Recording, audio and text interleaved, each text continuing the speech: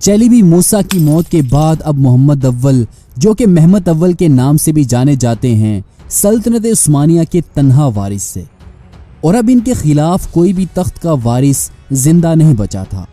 اور یوں سلطنت عثمانیہ میں ہونے والی 13 سالہ خانہ جنگی کا خاتمہ ہو گیا۔ سلطان محمد اول اپنے والد بایزید جلدرم کے بعد سلطنت عثمانیہ کے 5ویں عثمانی سلطان کے طور پر دارالحکومت ادرنہ میں تخت نشین ہوئے۔ سلطان محمد اول جنگ انقرہ میں شکست کے بعد اپنے مختصر سے دستے کے ساتھ اماسیا چلے گئے تھے۔ وہ نہ تو سلطان بایزید کے سب سے بڑے بیٹے تھے اور نہ ہی اتنے زیادہ طاقتور تھے، یہاں تک کہ ان کے ساتھ کوئی طاقتور عثمانی وزیر بھی نہیں تھا۔ لیکن اس سب کے باوجود سلطان محمد اول نے اپنے بھائیوں کو شکست دیتے ہوئے سلطنت عثمانیہ کو تباہی و بربادی سے بچا لیا، اور انہوں نے اناطولیہ اور یورپ میں تیموری حملوں کی باقیات سے نئی سلطنت عثمانیہ کی بنیاد رکھی۔ کیونکہ انقرہ کی جنگ کے بعد سلطنت جس تباہی اور خانہ جنگی کا شکار ہو چکی تھی، ایسی صورتحال میں سلطنت عثمانیہ پر کسی بھی سلطنت کا حملہ کرنا اور اس پر قبضہ کرنا بالکل آسان تھا۔ تاہم سلطان محمد اول نے خانہ جنگی کے 10 سالوں کے باوجود ان تمام مسائل سے نکلتے ہوئے انہوں نے سلطنت عثمانیہ کے حقیقی سلطان ہونے کا ثبوت دیا۔ اسی وجہ سے اسلامی مورخین انہیں سلطنت عثمانیہ کے دوسرے بانی کے طور پر یاد کرتے ہیں، کہ جنہوں نے سلطنت عثمانیہ کے مردہ جسم میں ایک نئی روح پھونکتے ہوئے اسے پھر سے پہلے جیسا طاقتور اور مضبوط بنا لیا تھا۔ سلطان محمد اول اپنی چھوٹی سی عمر میں بہت سے امتحانات میں سے گزرے، لیکن ان کی ذہانت، ان کی سفارتی صلاحیت اور لڑنے کے عزم کی بدولت انہوں نے ان سب پر قابو پا لیا تھا۔ لیکن سلطان بننے کے بعد بھی ان کی زندگی کا امتحان یہیں ختم نہیں ہوا تھا، کیونکہ تیمور کے حملے کے بعد انہیں سلطنت عثمانیہ کو دوبارہ مستحکم کرنے کے لیے سخت ترین جد و جہد کرنی پڑی تھی۔ جب سلطان محمد اول رومیلیا یعنی کہ یورپ میں اپنے بھائی موسیٰ کے خلاف جنگ میں مصروف تھے، تو اناطولیہ میں ان کی غیر موجودگی کا فائدہ اٹھاتے ہوئے بہت سے ترک قبائل نے عثمانی سلطنت کے خلاف علم بغاوت بلند کرتے ہوئے بہت سے علاقوں پر قبضہ کر لیا۔ سب سے پہلے کارمان قبیلے کے سردار محمد بے نے سلطان محمد اول کے ساتھ اپنے معاہدے کو توڑتے ہوئے اس نے بورسا کا محاصرہ کر لیا۔ بنو ایدین قبیلے کے سردار جنید بے نے ازمیر کی طرف سے آگے بڑھتے ہوئے عثمانی سرزمین پر حملہ کیا۔ سلطان محمد اول کے دور کے ایک مسلمان مورخ شکر اللہ افندی اناطولیہ میں ترک قبیلوں کی جانب سے اس بغاوت کی وضاحت اپنے ایک فارسی کے شعر میں اس طرح کرتے ہیں کہ جنگل سے شیر کے غائب ہونے کی دیر تھی کہ اناطولیہ میں گیدڑ جنگل کے بادشاہ بن گئے۔ اگر معاملہ اناطولیہ میں ترک قبائل کی بغاوت تک ہوتا تو پھر بھی بات تھی۔ سلطان محمد اول کے لیے ایک نئی مصیبت ونیشین بحری جہازوں کی جانب سے تھی، جہاں ونیشین کے بحری جنگی جہاز گیلیپولی پر موجود عثمانی بحریہ پر حملہ آور ہوئے۔ 1314 عیسوی میں جب شہزادہ محمد اول نے یورپ میں اپنے بھائی موسیٰ چیلیبی کے ساتھ لڑنے کا فیصلہ کیا اور وہ اناطولیہ سے یورپ کی جانب روانہ ہوئے، تو کارمان قبیلے کے سردار محمد بے موسیٰ چیلیبی کے ساتھ رابطے میں تھے، کیونکہ شہزادہ موسیٰ کئی سالوں سے کارمان قبیلے کے دارالحکومت کونیا میں سردار محمد بے کے دربار میں اپنی خدمات سر انجام دے چکا تھا۔ تو کارمان قبیلے کے سردار محمد بے نے اپنے لشکر کے ساتھ اناطولیہ میں عثمانی سلطنت کا ایک شہر جو کہ انقرہ سے چند کلومیٹر کے فاصلے پر تھا، سیوری شہر پر حملہ کرتے ہوئے اس پر قبضہ کر لیا۔ کرمانی سردار محمد بے اپنے والد علاؤ الدین بے کے نقش قدم پر چل رہا تھا۔ جب 1396 عیسوی میں محمد بے کے مرحوم والد علاؤ الدین بے نے انقرہ تک کے علاقوں کو فتح کرتے ہوئے عثمانی کمانڈر تیمور تاش پاشا کو گرفتار کر لیا تھا، جبکہ اس وقت سلطان بایزید جلدرم عیسائیوں کے خلاف جنگ میں مصروف تھے۔ علاؤ الدین کے اس اقدام پر سلطان بایزید جلدرم نے انہیں پھانسی دے دی تھی، سو اب محمد بے اپنے مرحوم والد کی موت کا عثمانیوں سے بدلہ لینا چاہتے تھے، اور یہ اسی غرض سے حملہ کیا گیا تھا۔ اس کے بعد محمد بے نے ایک اور ترک قبیلے گرمیان کی زمینوں پر حملہ کیا جو کہ عثمانیوں کا رشتہ دار اور ان کا حلیف تھا۔ علاؤ الدین بے نے خاص طور پر کوتاہیہ کو تباہ و برباد کر دیا، جہاں کبھی بایزید جلدرم یہاں کا گورنر ہوا کرتا تھا۔ یہاں گرمیان قبیلے پر حملے کے بعد محمد بے اپنی فوج کے ساتھ پرانے عثمانی دارالحکومت بورسا کی جانب چل پڑے۔ اس وقت بورسا شہر کا دفاع ایواز پاشا کر رہے تھے۔ ایواز پاشا وہ عثمانی کمانڈر تھے جو شہزادے محمد اول کے ساتھ اس وقت سے تھے جب کم عمری میں محمد اول اماسیا کا گورنر بنا کر بھیجا گیا تھا۔ محمد بے نے بورسا شہر کا چاروں اطراف سے محاصرہ شروع کر دیا اور اس نے بورسا شہر کے قریب سے بہنے والے دریا پینار باشی کا رخ موڑنے کی پوری کوشش کی تاکہ اہل شہر کو اس پانی سے محروم رکھا جا سکے، لیکن وہ اس کوشش میں ناکام رہا۔ دری اسنا عثمانی کمانڈر ایواز پاشا شہر سے نکلے اور انہوں نے کرمانی سپاہیوں پر اچانک حملہ کر دیا۔ یوں اس اچانک حملے سے کارمان قبیلے کے سپاہیوں کا بے حد جانی اور مالی نقصان ہوا اور ایواز پاشا چند کرمانی سپاہیوں کو زندہ گرفتار کر کے بورسا شہر میں لے آئے۔ یہاں شہر میں آنے کے بعد انہوں نے اپنے دشمن کے مورال کو کم کرنے کے لیے کارمان قبیلے کے سپاہیوں کو قلعے کی فصیل پر انہیں پھانسی دے دی، جس پر کارمان سردار محمد بے حد سیخ پا ہوا اور رات کے اندھیرے میں اس نے شہر پر حملے کی کوشش کی، لیکن عثمانی سپاہی اس وقت بھی جاگ رہے تھے اور انہوں نے کارمان سپاہیوں پر آگ کے تیروں کی برسات کی، جس کی وجہ سے کارمان سپاہیوں کو مجبوراً واپس ہٹنا پڑا۔ عثمانی مورخ شکر اللہ افندی کے مطابق بورسا شہر کا محاصرہ 31 دن تک جاری رہا اور عثمانیوں نے اس محاصرے کا ڈٹ کر مقابلہ کیا۔ ایواز پاشا اس محاصرے کے دوران تیر لگنے کی وجہ سے شدید زخمی بھی ہوئے، لیکن وہ زخمی حالت میں بھی اپنے شہر کا دفاع کرتے رہے اور سپاہیوں کا حوصلہ بڑھاتے رہے، جس سے کارمان سردار محمد بے اب مکمل طور پر دل برداشتہ ہو چکے تھے۔ اس دوران جبکہ کرمانیوں کا محاصرہ جاری تھا کہ رومیلیا سے عثمانی شہزادے اور سلطان محمد اول کے بڑے بھائی موسیٰ چیلیبی کی لاش عثمانی سپاہی بورسا شہر تدفین کے لیے لائے۔ جب کارمان سردار محمد کو خبر ملی تو انہوں نے یہ سوچا کہ شاید یہ ایک افواہ ہو اور موسیٰ چیلیبی ابھی زندہ ہوں، سو انہوں نے تصدیق کے لیے تابوت کو خود دیکھنے کا ارادہ کیا۔ جب محمد بے نے تابوت کو کھولا تو انہوں نے دیکھا کہ واقعی موسیٰ چیلیبی وفات پا چکا ہے۔ موسیٰ کو دیکھنے کے بعد محمد بے مزید پریشان ہو گئے، کیونکہ وہ سمجھ چکے تھے کہ یورپ میں محمد اول نے اپنے بھائی کو شکست دے کر یہ جنگ جیت لی ہے اور اب وہ سلطنت عثمانیہ کے حقیقی سلطان ہیں، کیونکہ محمد بے کا ارادہ یہ تھا کہ اگر موسیٰ تخت کی یہ جنگ جیت جاتا ہے تو وہ یورپ میں حکمرانی کرے گا، جبکہ اناطولیہ میں وہ خود ان تمام زمینوں کا مالک بن جائے گا۔ لیکن موسیٰ چیلیبی کی موت کے ساتھ ہی اس کا خواب بھی دفن ہو گیا۔ اب محمد بے کو اپنی جان کے لالے پڑ گئے، کیونکہ اسے خوب معلوم تھا کہ سلطان محمد اول یورپ کے بعد اناطولیہ میں اس کی اس خود سری کا بدلہ ضرور لے گا، اس لیے اس نے بورسا شہر کا محاصرہ چھوڑ دیا۔ لیکن بورسا شہر کے محاصرے میں ناکامی کی وجہ سے اس نے شہر کے باہر موجود تمام بستیوں اور شہروں کو آگ لگا دی اور پھر محمد بے اپنے پائے تخت کونیا واپس چلا گیا، جہاں اس نے اپنی حفاظت کے لیے دفاعی تیاریاں شروع کر دی تھیں۔ دری اسنا محمد بے نے بنو ایدین قبیلے کے سردار جنید بے کے ساتھ اتحاد کر لیا تھا تاکہ اگر سلطان محمد اول اناطولیہ میں کرمانیوں پر حملہ آور ہوا تو اس کی مدد کے لیے کوئی دوسرا ترک قبیلہ ہونا چاہیے تاکہ وہ دونوں مل کر عثمانیوں کے خلاف لڑتے ہوئے انہیں شکست دے سکے۔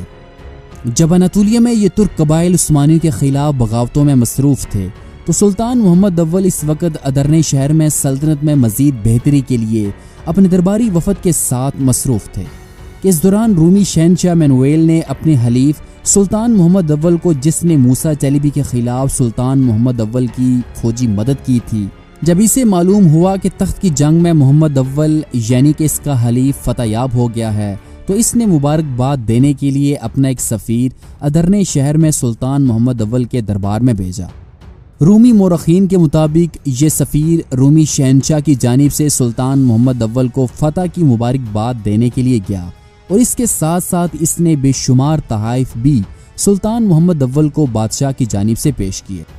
رومی سفیر نے شہنشاہ کی جانب سے کیے گئے ایک وعدے کو یاد دلایا کہ محمد اول نے شہنشاہ کے ساتھ ایک وعدہ کیا تھا کہ اگر وہ تخت کی جنگ میں جیت گیا تو موسیٰ چیلیبی نے بازنطینیوں سے جتنی زمینیں لی تھیں وہ انہیں واپس کر دی جائیں گی۔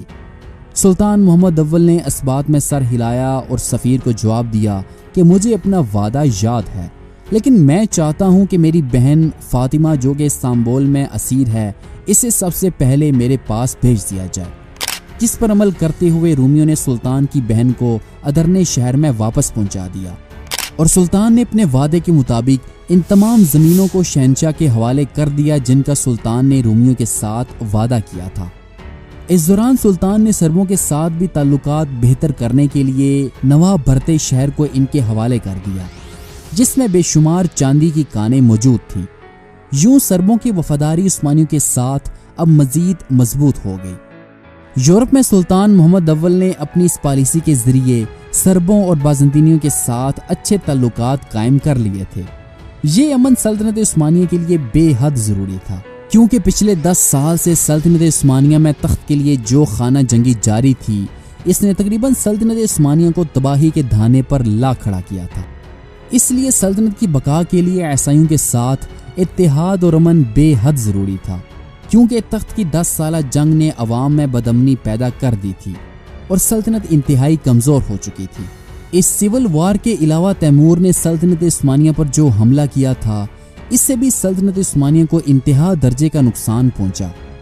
تیمور نے اناطولیہ سے جس قدر سونا، چاندی اور مال وہ اکٹھا کر سکتا تھا، اس نے اکٹھا کیا اور ہزاروں اونٹ سونے اور چاندی سے لدے سمرقند میں بھیجے گئے۔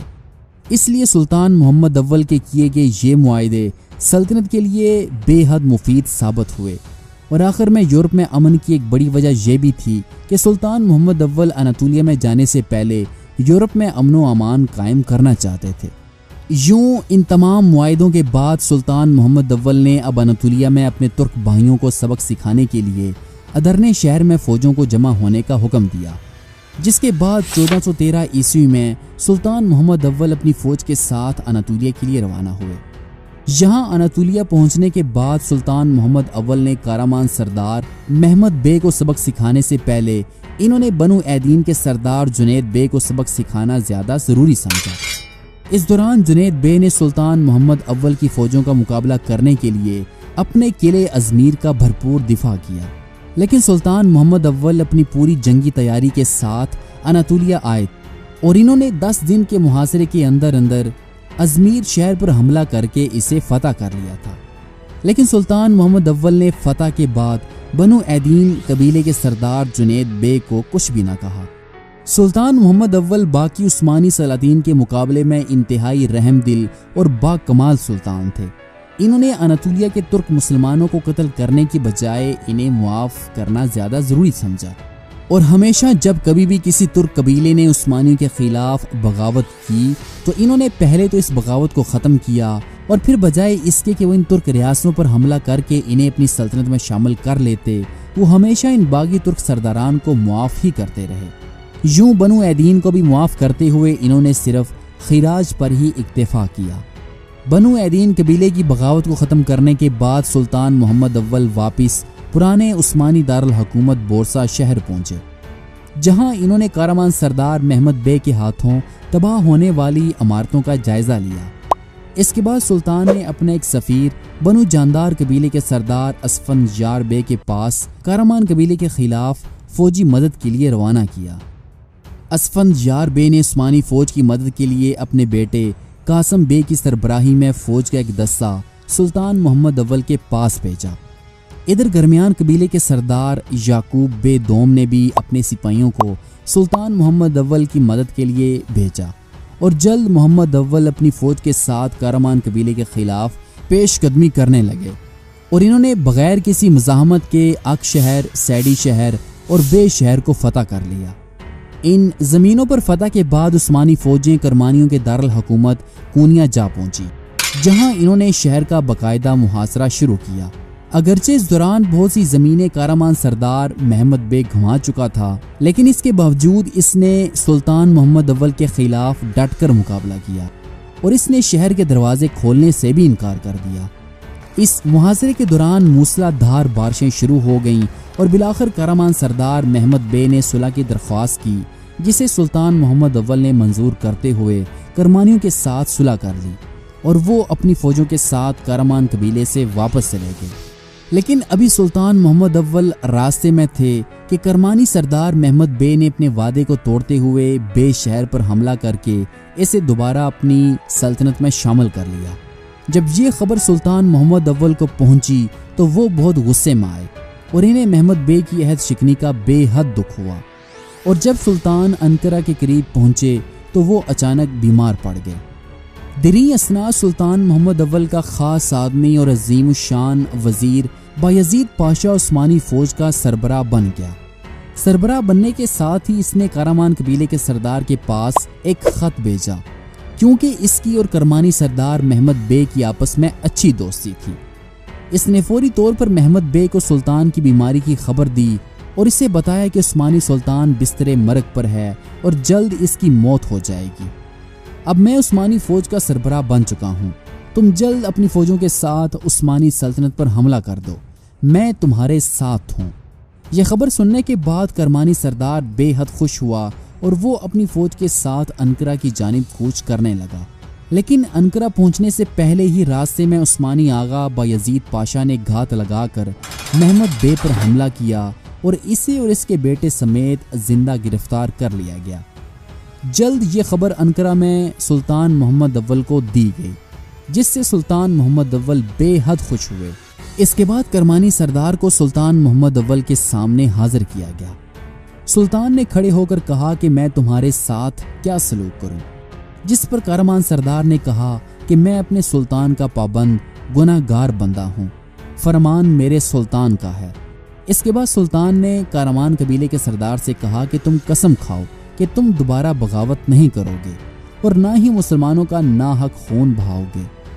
اس پر کرمانی سردار محمد بے نے اپنا ہاتھ سینے پر رکھتے ہوئے قسم کھائی کہ جب تک میرے جسم میں جان رہے گی میں ہمیشہ عثمانیوں کی اطاعت کرتا رہوں گا۔ اس پر سلطان محمد اول بے حد خوش ہوئے اور انہوں نے دوبارہ اسے اس کی سلطنت بخش دی۔